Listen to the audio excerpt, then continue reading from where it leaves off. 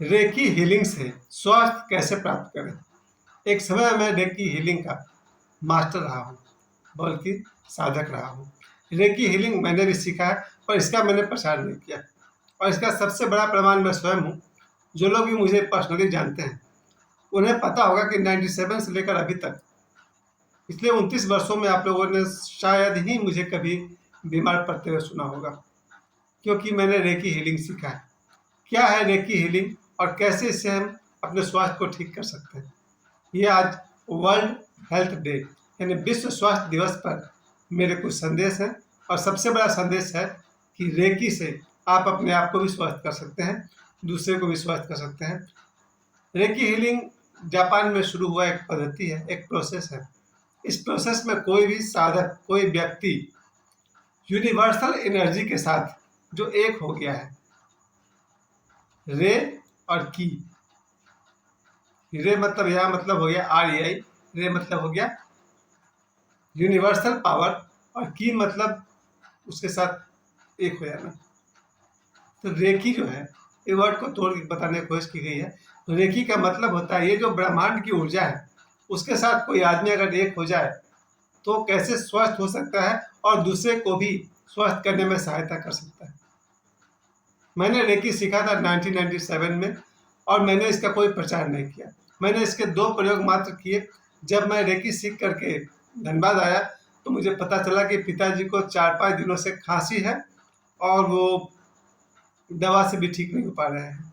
तो मैंने रेकी सीखा हुआ था। मैंने उनके गर्दन के भाग को स्पर्श किया और कुछ विशेष मंत्र का उच्चारण करना पड़ता है मन ही मन, और ऐसा महसूस करना पड़ता है कि मेरे हाथों से एनर्जी पिताजी के गले तक पहुंच रही है।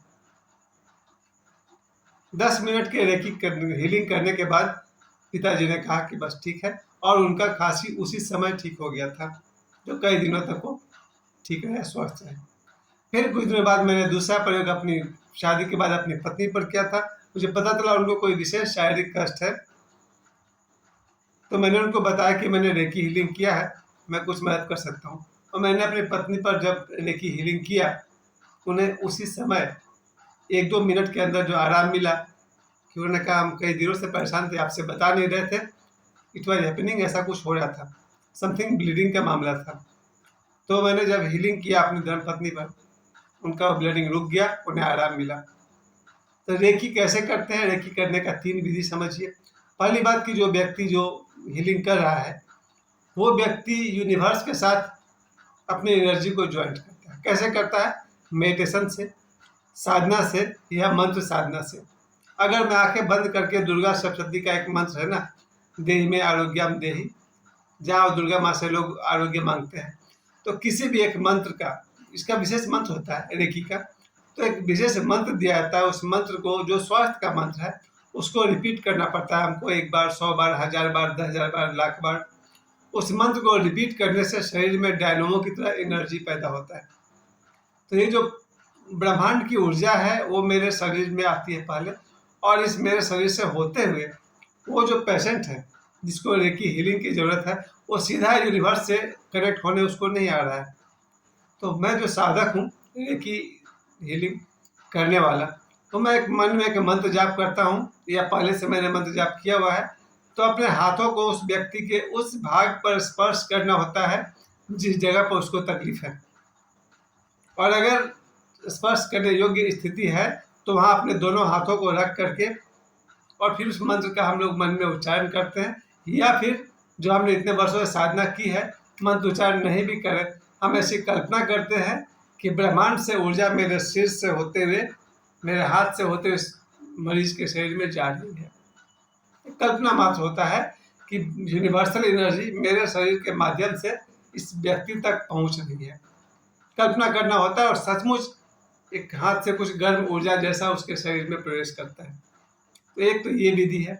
और अगर स्पर्श वर्जित है, अगर आपको लगता है कि जो सामने जो मरीज है, बहन है, बेटी है, कोई युवती है, स्पर्श करना उचित नहीं है, तो फिर 6 फीट 8 फीट दूर से भी, यहाँ से ऐसे अगर हम हाथ कर दें तो भी इस हाथ से ऊर्जा निकल करके उस मरीज तक पहुँचेगा, और उस मरीज को आराम हो सकता है।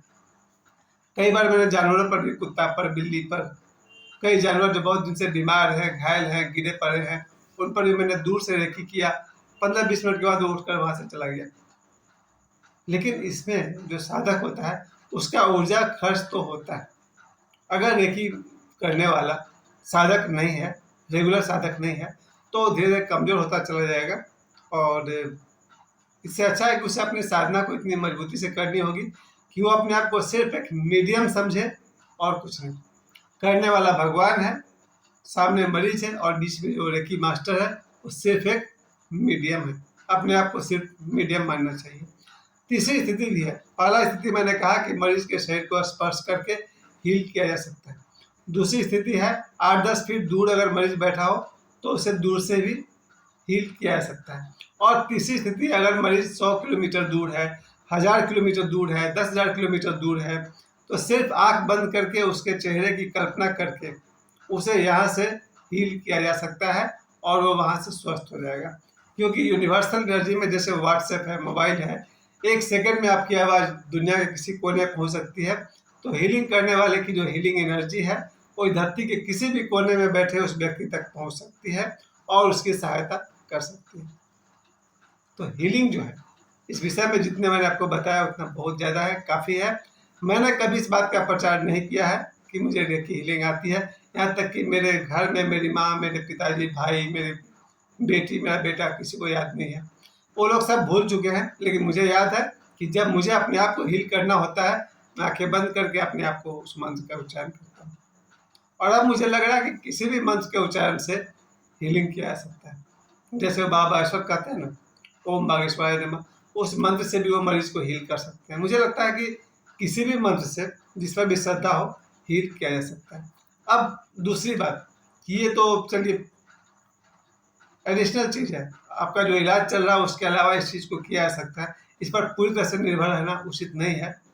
इसलिए नहीं कि पूरा कारगर नहीं है, बल्कि आज ज़माना जो है साइंस का है।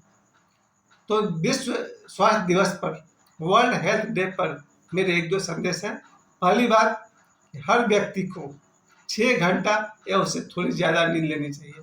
अगर हमारी नींद कम है, 6 घंटा से कम है, तो हम बीमार पड़ेंगे ही पड़ेंगे। दूसरी बात, हमारे भोजन में, मैं भारत के हिसाब से बात कर रहा हूँ, कहीं ना कहीं हमें 2-4 पत्ती की संख्या में तुलसी पत्ते भी लेने चाहिए प्रतिदिन।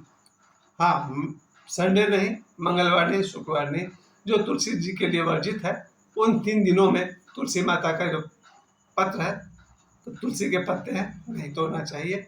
तो तुलसी का पत्ता अदरवाइज इन 4 दिनों में 5 से 10 तक लिया जा सकता है। दूसरी बात, सप्ताह में 1 आध बार नीम के 5 पत्ते चबाए जा सकते हैं। तीसरी बात, आंवला का सेवन जीवन भर करना चाहिए। आप मेरे बाल देख रहे हैं, मेरी उम्र 54 है, 54 साल है, और मैं आंवले का सेवन शायद 17 साल की उम्र से कर रहा हूँ। आज तक अभी भी आंवला मेरा वहाँ पर रखा हुआ है किचन में। तो आंवले का सेवन मैं 17 वर्ष की उम्र से लेकर आज 54 साल की उम्र तक कर रहा हूँ। You can see my hair, देख सकते हैं। तो नीम पत्ते का सेवन करना चाहिए सप्ताह में 1 बार, तुलसी का पत्ता सप्ताह में 3-4 दिन, आंवला का सेवन सालों भर करना चाहिए। और इस तरह से और भी कुछ ऐसी चीज़ें हैं जिसका प्रतिदिन अगर सेवन किया जाए तो आपका स्वास्थ्य उत्तम हो सकता है। नॉनवेज लेना चाहिए नहीं लेना चाहिए वो बहस का विषय हो जाएगा, इसलिए मैं अपनी राय भर दे सकता हूँ कि नॉनवेज लेने में मुझे प्रॉब्लम होती है। शराब पीना चाहिए या नहीं पीना चाहिए उस पर भी बहस हो जाएगा, उस पर मुझे कुछ नहीं कहना है, उसका अपना महत्व है। लेकिन शाकाहारी भोजन को मैं बहुत प्रधानता देना चाहूँगा, साग सब्जी को प्रधानता देना चाहूँगा, फलों को प्रधानता देना चाहूँगा। प्रतिदिन आदमी को आधा घंटा के आसपास तक व्यायाम करना चाहिए। प्रतिदिन आदमी को 1 घंटे तक योगा करना चाहिए। प्रतिदिन व्यक्ति को 1 घंटे तक मेडिटेशन करना चाहिए। इससे उनका स्वास्थ्य बढ़िया से बढ़िया बना रह सकता है। ज़रूरत पड़ने पर आदमी को आयुर्वेदिक इलाज कराना चाहिए, ज़रूरत पड़ने पर होम्योपैथी का इलाज भी कराना चाहिए। और एलोपैथी जिंदाबाद, वो आपको क्विक रिलीफ देगा। एलोपैथी का भी मैं प्रशंसक हूँ। और प्रार्थना भी काम आता है। अगर किसी की श्रद्धा हनुमान जी पर है, वो श्रद्धा से बढ़कर अगर हनुमान जी को याद करे या फिर राम राम का उच्चारण करे तो उससे दुनिया की कोई भी बीमारी ठीक हो जाती है। लेकिन बात यहाँ श्रद्धा की है। अगर आपकी श्रद्धा हनुमान जी पर है तो आपकी श्रद्धा अगर श्री राम पर है तो। या कोई काली माँ का भक्त है, वो काली जी के मंदिर में जाकर कह दे कि माँ मुझे ये प्रॉब्लम है, ठीक कर दीजिए, वो ठीक हो जाएगा। इसको मैं कहता हूँ देवियोपैथी। लेकिन ये मेरा निजी है, पर्सनल है, श्रद्धा के अनुपात पर है। दुनिया में कोई भगवान कृष्ण का नाम काफ़ी है। ओम नमो भगवते वासुदेवाय, ओम कृष्णाय वासुदेवाय, हरे परमात्मा प्रणतः क्लेशनाशाय गोविंदाय नमो नमः। किसी भी देवी देवता के किसी भी मंत्र से स्वास्थ्य पाया जा सकता है, लेकिन सवाल श्रद्धा का है।